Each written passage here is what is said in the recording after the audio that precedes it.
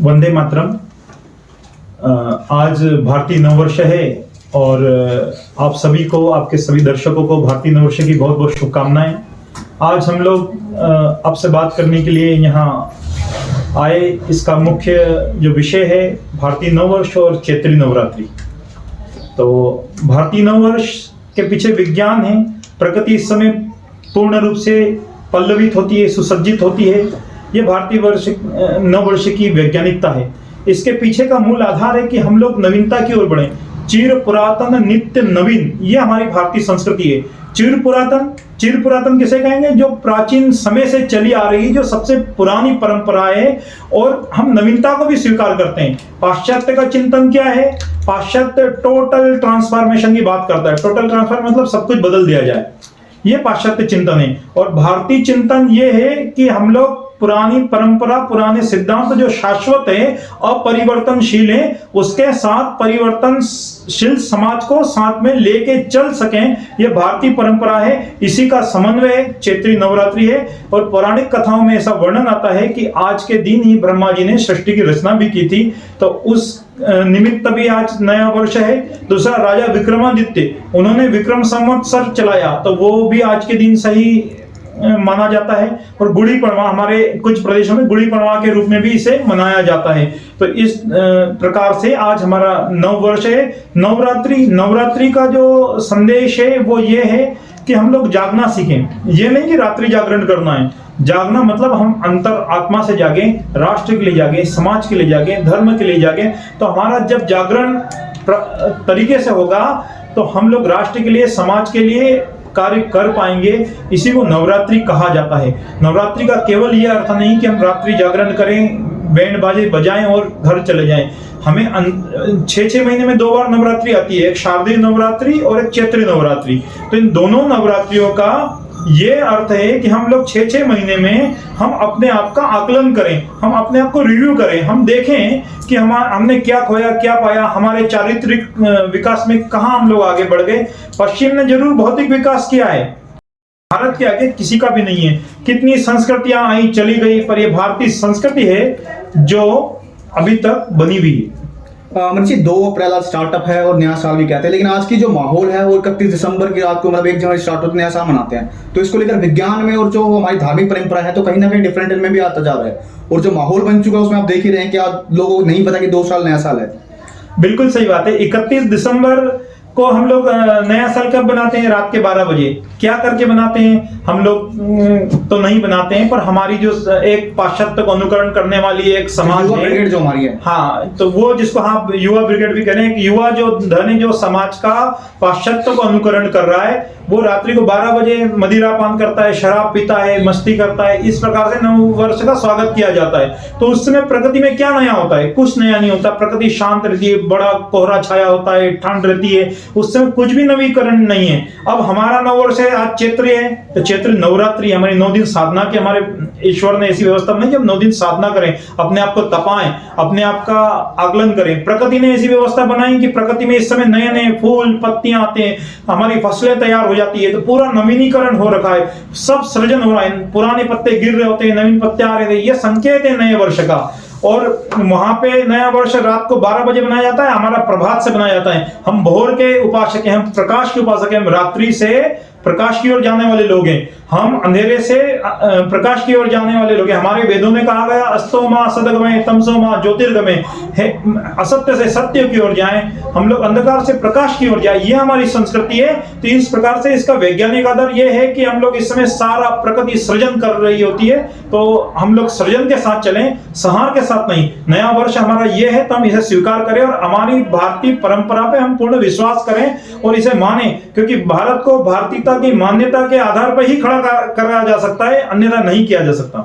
बात कर लेते हैं। आज चैत्र नवरात्रि शुरू है, 9 दिन दुर्गा माँ की पूजा होनी है और एक तरफ से जो महिला, जो माता को दुर्गा का रूप कहा जाता है, परंतु आज जो माहौल है महिलाओं को कहीं ना कहीं चीजें दूर किया जाता है। 9 दिन पूजा करते हैं, उसके बाद महिलाओं के लिए कोई वैल्यू नहीं जाती। बिल्कुल आपने सही कहा कि हम 9 दिन जगदम्बा की आराधना करें, नारी की पूजन करें, उसके अलावा उसका पूजन नहीं करें, उसका सम्मान करें, तो ये हमारी परंपरा नहीं है। हमारी परंपरा तो ये नारी पूजन्ते रमन्ते तत्र देवता। हमारी संस्कृति ये है कि हम लोग नारी की पूजा करें, और जहां कहा गया कि जहां जहां नारी की पूजा होती है वहां वहां तो देवता का निवास होता है। और सबसे बड़ी बात तो ये है कि वेदों ने कहा माता निर्माता भवती, माता तो निर्माण करने वाली होती है। तो ये 9 दिन सृजन के हैं, हम अपना निर्माण करें, इसमें साधना करें, अपने आप को ताकतवर बनाएं, आंतरिक रूप से, हम बाहरी नहीं आंतरिक यात्रा भी करें। तो यही 9 दिन की साधना का संदेश है। क्योंकि देखिए आप और हम कभी कभी कुछ विशेष कार्य करना होता तो विशेष लोगों को बुलाते हैं, तो ये 9 दिन विशेष हैं साधना के। हम रोज किसी की भी पूजा करते हैं, पर इस 9 दिन विशेष रूप से जगदम्बा की शक्ति की आराधना करें। ये 9 दिन शक्ति के हैं। और विज्ञान भी ये कहता है कि ऊर्जा को न तो नष्ट किया जा सकता है न उत्पन्न किया जा सकता है। तो शक्ति वही है जिसे न उत्पन्न किया जा सकता है न नष्ट किया जा सकता है। तो हम शक्ति के आराधक बने तो हमारी आराधना, हमारी साधना तभी पूर्ण होगी जब हम नारी, जो समाज में हमारे साथ माँ बहन बेटियां हैं, उनका भी उसी प्रकार सम्मान करें। सर नारी की बात कर लेते हैं। नारी को नारी शक्ति कहा जाता है, मेन माता का दर्जा दिया गया है। परंतु आज का जो माहौल की बात करते हैं, 9 दिन में पूजा कर ली, सुबह पूजा करते हैं, शाम को फिर वही नारी का वही हाल, मारपीट, देश भ्रष्टाचार, सब कुछ उसी के साथ वही करना। मतलब 9 दिन पूजा करने के बाद फिर भी वही चीजें दिखाना। मतलब कहीं ना कहीं पौराणिक की बात कर लेते हैं, माँ सीता के साथ भी सेम वही हुआ, हर चीजों को देख लेते हैं। परंतु जिस प्रकार नारी के साथ जो अत्याचार दिन बढ़ते जा रहे हैं, उसको क्या कहना है? देखिए जहां सुमति वहां संपत्ति नाना, जहां कुमति वहां विपत्ति निराना। जहां सुमति है ना वहां सब कुछ ठीक है। तो हमारे पास ये समाज में इस प्रकार की विसंगतियां आई, इसका कारण है कि कहीं ना कहीं सुमति नहीं रही, मतलब मति भ्रमित हो गई। और वेदों ने कहा कि शुद्ध ही बुद्धि किल कामधेनु। तो कामधेनु कौन है? मतलब अभी वर्तमान में कामधेनु हमारी सद्बुद्धि है। ये नहीं है कि हम किसी चीज पे हाथ लगेंगे वो सब कुछ प्राप्त हो जाएगा। जब तक सद्बुद्धि नहीं रहेगी तब तक कुछ नहीं हो सकता। इसलिए हमारे वेदों में कहा गया कि आप गायत्री मंत्र जो साधना है वो पूरी सद्बुद्धि की प्रार्थना है। तो हम लोग सद्बुद्धि के उपासक बने। हम लोग के पास जब तक सद्बुद्धि नहीं आएगी तब तक समाज में इस प्रकार का कोई अच्छा कार्य नहीं हो सकता। हम वेद उठा ले, पुराण उठा ले, महिलाओं को सबसे पहला दर्जा दिया जाता है। पर आज का युग हमारा जो चल रहा है, कलयुग, जिसे घोर कलयुग भी कह सकते हैं, महिलाओं को कहीं ना कहीं दूर किया जा रहा है इन चीजों से। नहीं, देखिए समाज ऊर्ध्वगति से चलता है। ऊर्ध्वगति मतलब सीधी सरल रेखा में समाज नहीं चलता है। समाज कभी पतन होता है, कभी उत्थान होता है, कभी पतन होता है, कभी उत्थान होता है। पर भारतीय संस्कृति तो हमेशा उत्थान की संस्कृति रही है। पर समाज में यदि कुछ आवश्यकता पड़ती है तो नवीनीकरण तो होना चाहिए। पर नवीनीकरण के साथ हम हमारे चिर पुरातन से जुड़े रहें, यही भारतीय संस्कृति है। तो हमें समन्वय बिठाना होगा, क्योंकि हम लोग टोटल ट्रांसफॉर्मेशन की बात नहीं करते हैं, वो पाश्चात्य बात करता है। हम लोग बात करते हैं समन्वय की, कि पुराने सिद्धांत के साथ हम नवीन सिद्धांत, नवीनीकरण का समन्वय बना के चलें। और जहां जहां माता, अभी तो देखिए 21वीं सदी तो उज्जवल भविष्य कहा गया, और 21वीं सदी तो नारी की सदी है। तो नारी के साथ हमें चलना होगा, कदम से कदम मिला के चलना होगा। और अभी आप देखिए बहुत सारी महिलाएं, हमें यहाँ से हरियाणा से एक बहन अनीता कुंडू एवरेस्ट पे कई बार जा चुकी है। इस प्रकार की बहुत सारी जो बहनें हैं जो एवरेस्ट पे भी पहुंच गई, शिखर पे पहुंच गई। और अभी तो संसद में भी उनका अपना कोटा है, राज्यसभा, विधानसभा, संसद, सभी जगह माताएं समाज को नेतृत्व दे रही है। तो ये सदी तो 21वीं सदी नारी की ही सदी है। 9 दिन की पूजा, नवरात्र स्टार्टअप है 1 अप्रैल, अब 2 नया साल भी स्टार्ट हो चुका है। को हम मनाते हैं नया साल। हम अपने पुराण को छोड़कर, अपने देश को छोड़कर, अपने देश की संस्कृति को छोड़कर एक दूसरे जो देश से आया हुआ नया साल है उसको मनाते हैं। इसका मेन कारण क्या है? इसका मेन कारण है कि देखिए ये मैकाले की और मैक्स मुलर की शिक्षा पद्धति, हमारी शिक्षा पद्धति को नष्ट किया गया। जब हम लोग को 250 वर्ष तक अंग्रेजों ने गुलाम बना के रखा तो हमारा सांस्कृतिक पतन भी हुआ है। तो उस समय हमारे यहाँ ये विषय डाल दिए गए, इस प्रकार का माहौल बना दिया गया कि हमारी सब चीजें ठीक नहीं है। हमारे वेदों को नष्ट कर दिया गया, हमारे सांस्कृतिक साहित्य को नष्ट कर दिया गया, गुरुकुल नष्ट कर दिए गए। इंडियन एजुकेशन एक्ट जो बना गया उसमें हमारे सारे गुरुकुल को उस एक्ट के तहत नष्ट कर दिया गया। और सेंट पॉल स्कूल से की अंग्रेजी विद्यालयों की स्थापना की गई, और वहां से जो माहौल बनाया गया उसमें अंग्रेजियत का माहौल बना गया। भारत का माहौल नहीं है, वो इंडिया का माहौल बना गया। और ये हमारी जो यात्रा है वो इंडिया से भारत की ही यात्रा है। हम इंडिया से भारत की ओर चलना चाहते हैं और भारत की ओर ले जाना चाहते हैं लोगों को। हम समझाना चाहते हैं, उन युवाओं को भी आह्वान करना चाहते हैं कि आप 31 दिसंबर को ना बनाते हुए ये चैत्र शुक्ल प्रतिपदा पे नया संकल्प लें, प्रातः काल बनाइए, भोर के साथ बनाइए, प्रभात का दर्शन कीजिए, प्रभात को समझिए कि प्रभात का कितना महत्व है। और 31 दिसंबर में कुछ भी नवीनीकरण नहीं है। चैत्र नवरात्रि तो पूरा प्रकृति सुसज्जित है, प्रकृति का स्वागत करें और इस नववर्ष को स्वीकार भी करें, मनाएं भी, क्योंकि यही पूर्ण रूप से वैज्ञानिक आध्यात्मिक है। बात कर रहे थे प्राचीन भाषा हमारी संस्कृत रही है, लेकिन मातृभाषा तो दी गई हमारी हिंदी है। संस्कृत से ही हिंदी बनी और संस्कृत से ही इंग्लिश बनी है, लेकिन संस्कृत को आज लोग भूल चुके हैं, इंग्लिश को बढ़ावा दे रहे हैं। हाँ, तो इसका सीधा सीधा है कि मतलब आत्मविस्मृति, मतलब हम लोग ने जो खो दिया, हम लोग हमारी जो सभ्यता संस्कृति को भूल चुके हैं। हमें संस्कृत को तो एक आ गया सरला भाषा, संस्कृत भाषा, देववाणी संस्कृत भाषा, मधुरा भाषा संस्कृत, मतलब संस्कृत तो पूर्ण रूप से वैज्ञानिक भाषा है। और भाषा की आपने बहुत अच्छा विषय यहाँ रखा कि भाषा की वैज्ञानिकता और भाषा की ताकत उस बात पे निर्भर करती है कि उसके पास कितना शब्दकोश है। अंग्रेजी के पास तो शब्द ही नहीं है। हमारे संस्कृत में महर्षि पाणिनि ने जो हलंत, जो बिंदु एक बार लगा दिए, आज तक कोई भी विश्व का वैज्ञानिक उसे चैलेंज नहीं कर सका।